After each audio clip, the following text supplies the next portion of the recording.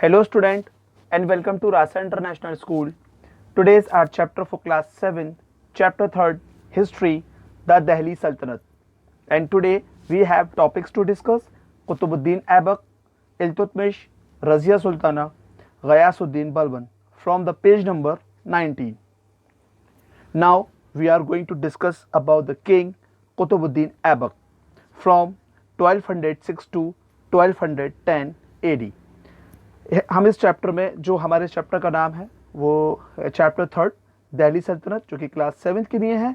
आज हम जिस टॉपिक पर डिस्कस करेंगे वो है कुतुबुद्दीन ऐबक, इल्तुतमिश, रज़िया सुल्तान एंड गयासुद्दीन बलबन। तो आज हम इन चार किंग के बारे में जानेंगे, किंग और क्वीन के बारे में जानेंगे जो दिल्ली सल्तनत से बिलोंग करते थे। देखिए, Qutubuddin Aibak was the founder of the slave dynasty also called Mamluk dynasty. This is the picture of Qutubuddin Aibak. अब कुतुबुद्दीन ऐबक कौन था? कुतुबुद्दीन ऐबक स्लेव डायनेस्टी का फाउंडर था। मतलब जब दिल्ली सल्तनत जब स्टैब्लिश हुई तो कुतुबुद्दीन ऐबक पहला ऐसा सुल्तान था जिसने स्लेव डायनेस्टी की नींव रखी और उसको क्या बोला गया? उसको बोला गया Mamluk dynasty. They were called slave king because the three सल्तनत of this dynasty were themselves slave who had risen the power due to their merit, skill and abilities. अब देखिए, कुतुबुद्दीन ऐबक को ममलूक बोला गया। तो ममलूक का जो नाम था, ममलूक का मतलब होता है गुलामी की जंजीरों से आज़ाद।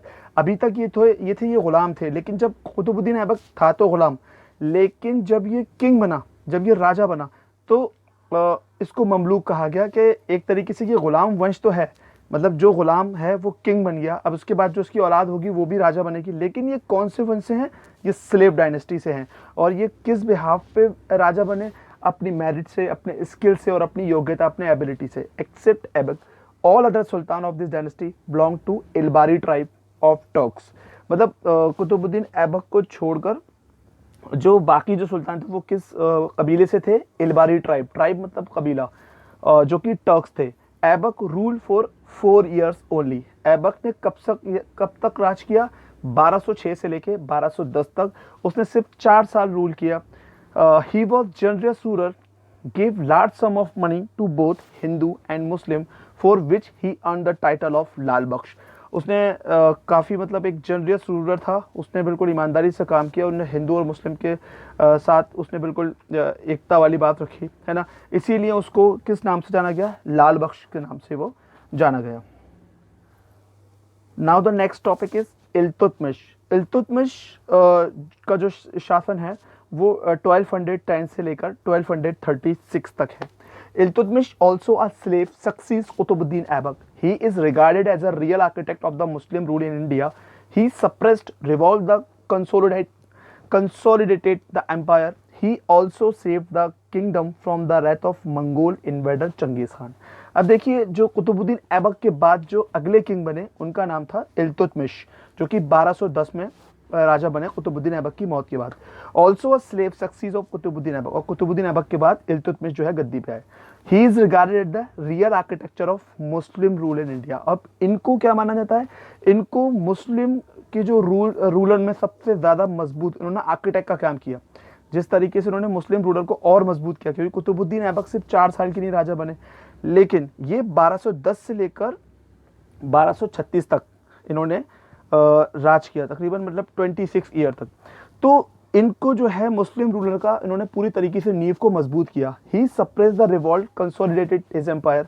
ही also save the kingdom from the wrath of Mongol invader from Genghis Khan. अब उस टाइम पे क्या था? उस टाइम पे मंगोल जो है अटैक कर रहे थे, है ना, जो मंगोल थे वो उस पर अटैक कर रहे थे। इन्होंने क्या किया? मंगोल के जो एक इन्वेडर थे चंगेज खान को पूरी तरीके से इन्होंने मतलब सामना किया और उन्होंने अपने राज्य को चंगेज खान से बचाया। In 1229 AD the caliph of Baghdad bestowed the title of sultan of Hindustan. मतलब बगदाद के खलीफा थे, उन्होंने इनको किस चीज़ का टाइटल दिया? उन्होंने टाइटल दिया इनको sultan of Hindustan on Iltutmish. Iltutmish organise the government and made a several reform. He organise the Chalisa, the 40 noble और द रूलिंग एलाइट। अब उन्होंने क्या, इल्तुतमिश ने कानून में बहुत सारे चेंजेस किए, नए नए कानून बनाए और उन्होंने एक चालीसा नाम का एक एक ग्रुप बनाया जिसमें 40 नोबल आदमी होंगे, बहुत ज़्यादा समझदार होंगे, जो डिसाइड करेंगे कि अगला किंग कौन बनेगा।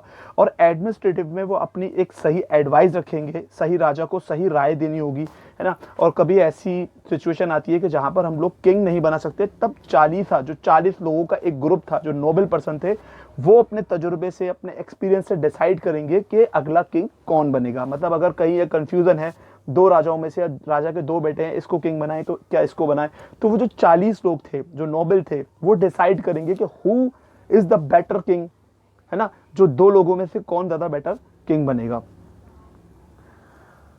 He also introduce the coin currency, उन्होंने एक कॉइन करेंसी को इंट्रोड्यूस कराया, मतलब एक सिल्वर कॉइन्स को टका बोला गया एंड कॉपर कॉइन्स को जीतल बोला गया। उन्होंने दो तरीके की करेंसी को इंट्रोड्यूस किया, सिल्वर कॉइन्स को बोला गया टंका और कॉपर कॉइन को बोला गया जीतल।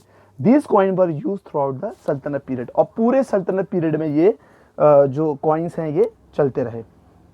This is the picture of Iltutmish. Next topic is Razia Sultana 1236 to 1239.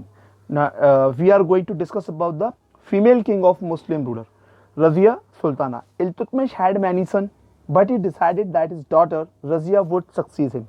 Iltutmish के बहुत सारे बेटे थे, बट डिसाइड किसको किया गया, रजिया सुल्तान को, क्योंकि मैंने आपको बताया था अभी प्रीवियस टॉपिक में कि जो 40 थे उन्होंने देखा कि इल्तुतमिश के जो और बेटे थे वो ज़्यादा एबिलिटी नहीं थी उनमें किंग बनने की एबिलिटी नहीं थी, वो बहुत ज़्यादा एरिस्टोक्रेट थे और वो बहुत ज़्यादा मतलब पैसे को उड़ाते थे, तो उनके अंदर एक जिम्मेदारी नहीं थी। पर कहीं ना कहीं उनको रजिया सुल्ताना में जो एक वो चीज़ दिखाई दी कि वो क्वीन बन सकती है, मतलब इस राज को चला सकती है। तो पहली बार इंडियन हिस्ट्री में ऐसा हुआ कि कोई मुस्लिम जो क्वीन है, मतलब कोई लेडी जो है वो क्वीन बन रही है, और वो मुस्लिम की पहली ऐसी मुस्लिम पहली ऐसी रूलर है जो कि क्वीन बनी।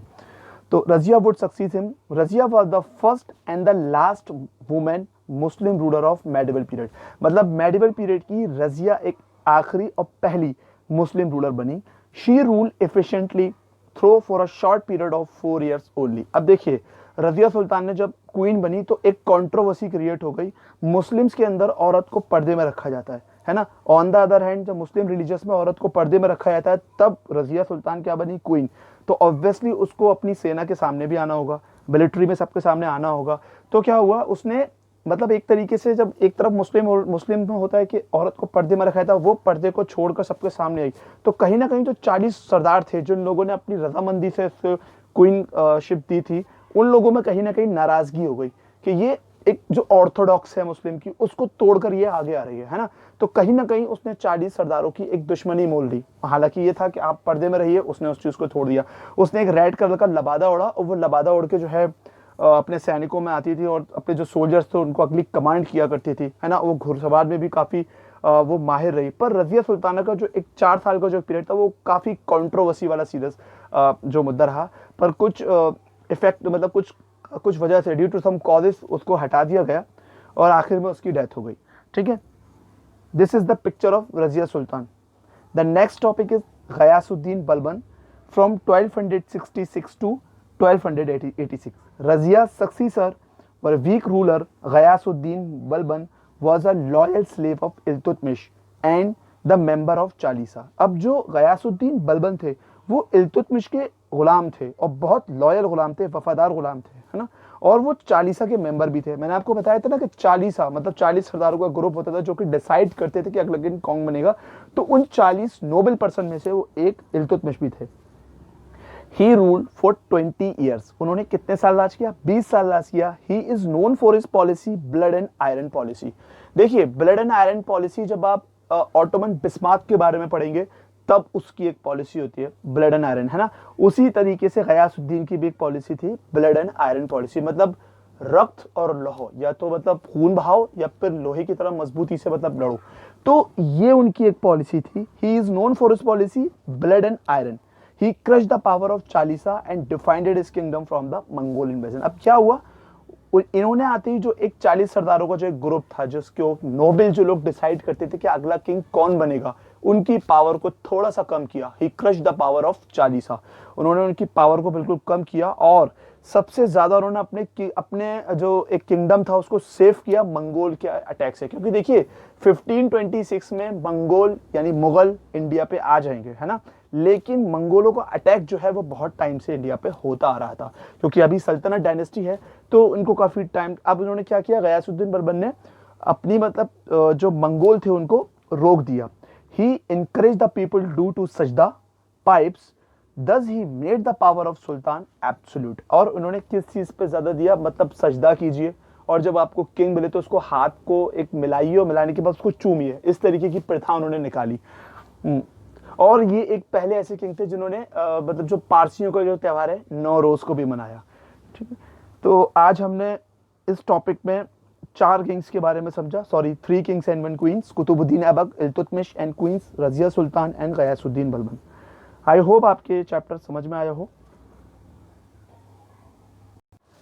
I hope you like this video. We will upload some more topic of this chapter. Till then, stay safe and goodbye.